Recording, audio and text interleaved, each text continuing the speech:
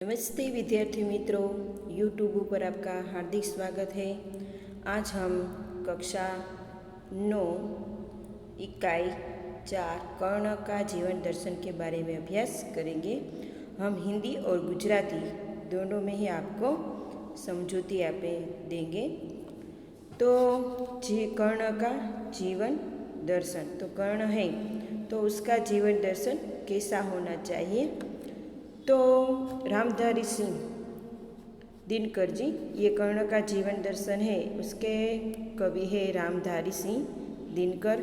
उसका जन्म ईस्वीसन सन 1908 और निधन सन 1974 में हुआ था। तो कर्ण है, कर्ण कुंती का पुत्र था। वह पांडवों में वह श्रेष्ठ भी था और श्रेष्ठ में भी और श्रेष्ठ था। उसकी मित्रता दुर्योधन से हुई थी। अन्याय और अपमान से भरे कर्ण के जीवन में दुर्योधन ने सदा उसका साथ दिया था। कर्ण दुर्योधन के इस उपकार को कभी नहीं भूल सका। कर्ण कुशल योद्धा था। महाभारत युद्ध में पहले श्री कृष्ण ने उसे पांडवों के पक्ष में लाने का प्रयत्न किया। उन्होंने उसे राज्य देने का प्रलोभन दिया था, परंतु कर्ण ने दुर्योधन का साथ छोड़ने से इनकार कर दिया। रश्मिरथी खंड काव्य के लिए इस अंश में कर्ण की महानता के दर्शन होते हैं।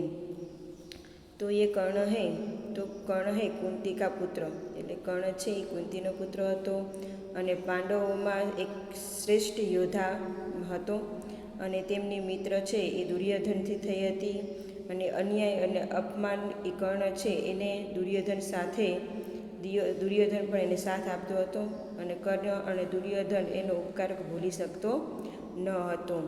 એક કુશળ યોદ્ધા તરીકે તેઓ કર્ણ છે કુશળ યોદ્ધા તરીકે માનવામાં આવતો હતો અને મહાભારત છે એ યુદ્ધમાં પહેલાં શ્રી કૃષ્ણને એને પાંડવોના પક્ષમાં લાવવાનો પ્રયત્ન કર્યો હતો અને આ રાજ્યમાં તેને ઘણો બધો પ્રલોભન આપેલો છે અને કર્ણ અને દુર્યોધને તેઓ સાથ છોડવાનો ઇનકાર કરી દીધો હતો।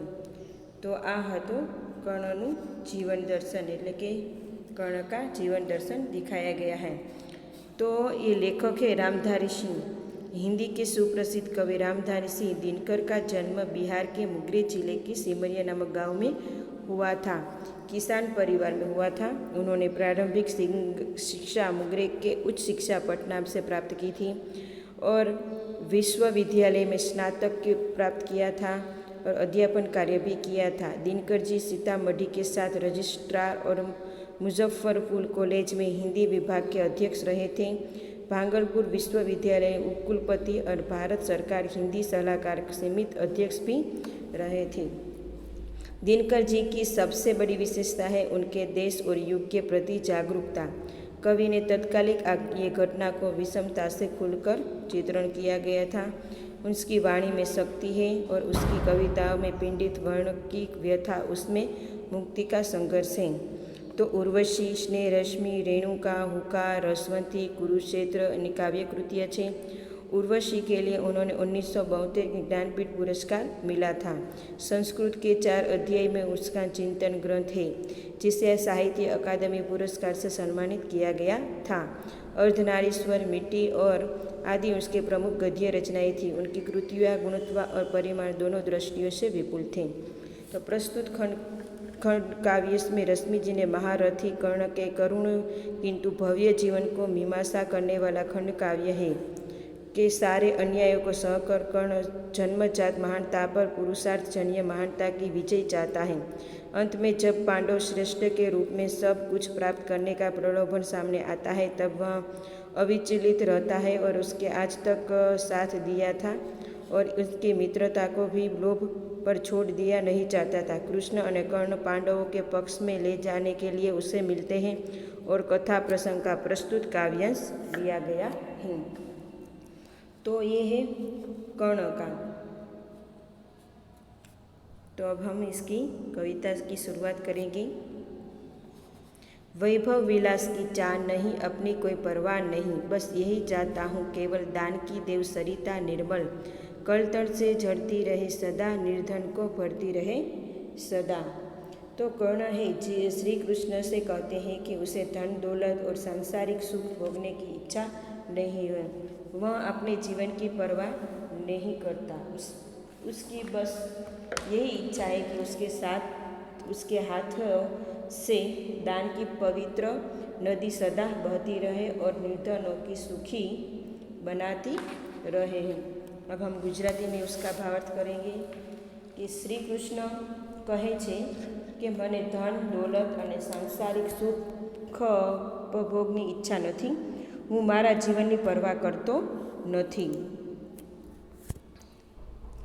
और जीवन की परवा करतो नहीं। मारी तो फक्त एक ज इच्छा है कि मारा हाथथी दाननी पवित्र नदी हमेशा वहती रहे और निर्धनों सुखी रहती रहे। उसके बाद दूसरा है, तुझ है राज्य क्या है केशव, पाता क्या नर कर प्राप्त विभव। चिंता प्रभुत अत्यलप हास, कुछ चाक चिकित कुछ क्षण विलास, पर वह भी यहीं गवाना है, कुछ साथ नहीं ले जाना है। तो हे केशव, जिस राज्य का आप मुझे प्रलोभन दे रहे हैं वह तो बहुत तुच्छ वस्तु है। वैभव पाकर मनुष्य को क्या मिलता है? वैभव पाकर उसे ढेर सारी चिंताएं और नाम मात्र ही हंसी खुशी मिलती है। थोड़ी बहुत चमक दमक और थोड़े ही समय के लिए सुखोपभोग मिल जाता है, पर ये सारी चीज़ें उसे यहीं छोड़ देनी पड़ती है और खाली हाथ ही यहाँ से जाना पड़ता है। अब गुजराती में देखेंगे, हे केशव, जे राज्यનું આપ મને પ્રલોભન આપી રહ્યા છો એ તો બહુ તુચ્છ વસ્તુ છે। વૈભવને પ્રાપ્ત કરીને મનુષ્ય શું મેળવે છે? વૈભવ પ્રાપ્ત કરીને તેને પુષ્કળ ચિંતાઓ પ્રાપ્ત થાય છે। જરા જેટલી ખુશી મળે છે, થોડી ઘણી ચમક દમક અને થોડા વખત માટે સુખ ભોગ પ્રાપ્ત થાય છે। આ બધી વસ્તુ તેણે અહીંથી જ છોડીને દેવી પડે છે અને ખાલી હાથે જ અહીં જવું પડે છે। मुझसे मनुष्य जो होते हैं कंचन का भार न ढोते हैं, पाते हैं धन बिखराने को, लाते हैं रतन लुटाने को, जग से न कभी कुछ लेते हैं, दान ही हृदय का देते हैं। कि हे श्री कृष्ण कहते हैं कि हे कृष्ण, उसके जैसे मनुष्य सोने के भार नहीं ढोते, सुख वैभव का जीवन नहीं बिताते। वे लोग बांटने के लिए ही धन की प्राप्त करते हैं। उसकी बहुमूल्य वस्तुएं लोगों में बांट देने के लिए होती है। वे संसार से कभी कुछ नहीं लेते, अपने हृदय का दान ही करते हैं और दुखियों पर दया करते हैं। कर्ण છે એ શ્રી કૃષ્ણને કહે છે કે તેના જેવા મનુષ્ય સોનાના ભાર સહન કરતા નથી, સુખ વૈભવનું જીવન વિતાવતા નથી। તેઓ લોકો વેચી દેવા માટે જ ધન પ્રાપ્ત કરે છે અને બહુમૂલ્ય વસ્તુઓ લોકોમાં વેચી દેવા માટે જ હોય છે।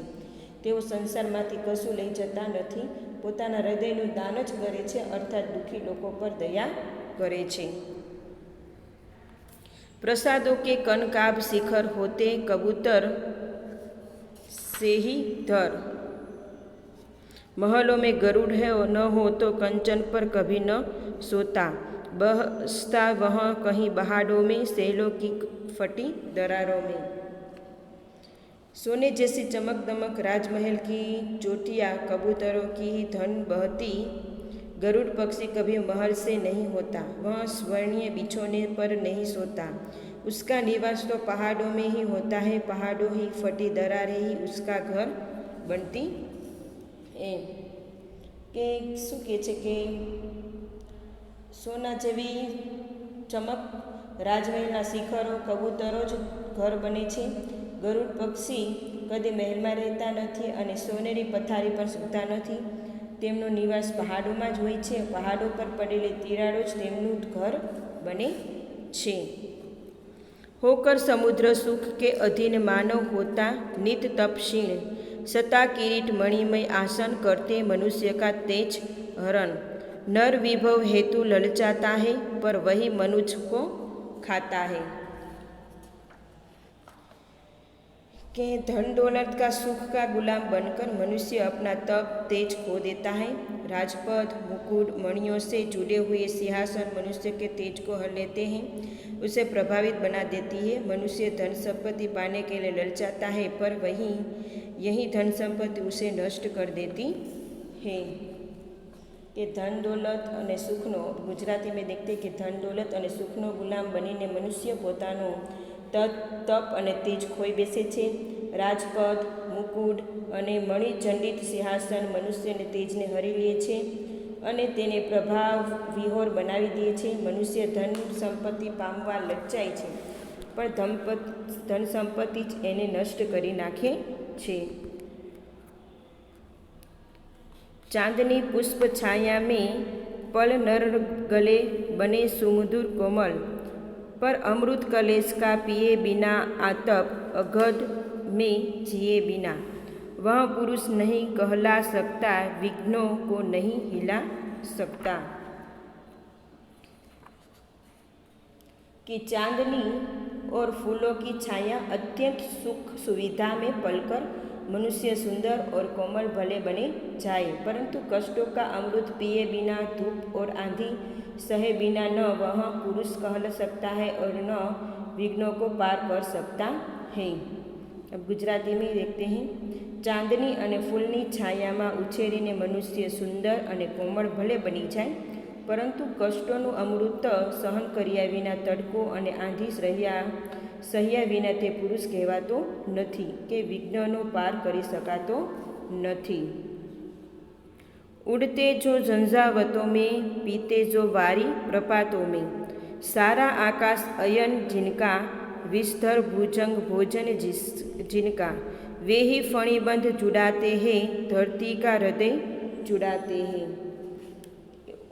जो आंधी तूफानों को में उड़ते प्रपातों मतलब कि झरनों को पानी पीते हैं, सारा आकाश जिनका घर है और विलेशी साप ही जिनका भोजन है, ऐसे गरुड़ ही साप के बंधन से छुटकारा दिलाते हैं और धरती की हृदय को शीतलता देते हैं। अब इसका गुजराती में देखते हैं कि जे आंधी तोफानों में उड़े छे, झरणाનું पाणी पीए छे, आखું आकाश જેમનું ઘર છે અને ઝેરી સાપ જ જેમનું ભોજન છે, એવા ગરુડ જ સાપના બંધનથી છુટકારો અપાવે છે અને ધરતીના હૃદયની શીતળતા પણ આપે છે। હવે છેલ્લું છે, જે ગરુડ कृष्ण में पक्षी राज सिर पर न चाहिए मुझे ताज, दुर्योधन पर है विपद घोर, सकता न किसी विष उसे छोड़, रणखेत पाटना है मुझको, अहीं पास काटना है मुझको। तो श्री कृष्ण कहते हे कृष्ण, मैं ऐसा ही गरुड़ पक्षी हूँ, मुझे अपने सिर पर मुकुट नहीं चाहिए। इस समय दुर्योधन भयंकर विपद में फंसा हुआ है, मैं किसी भी तरह उसे छोड़ नहीं सकता, मुझे तो युद्ध क्षेत्र में उतरना है और दुर्योधन के नाग पास को काटना है। अब गुजराती में देखते हैं, हे कृष्ण, हूँ एवं ज गरुड़ पक्षी छूँ, मने पोताना मस्तक पर मृगजनी जरूर नहीं। आ समये दुर्योधन भयंकर विपत्ति में फसायेलो छे, हूँ कोई रीते तेने छोड़ी सकूँ नहीं, मारे तो युद्ध क्षेत्र में उतरवू छे अने दुर्योधननो नागपास कापवो छे। तो यहाँ हमारी यह काव्य पंक्ति पूर्ण होती है। तो इसमें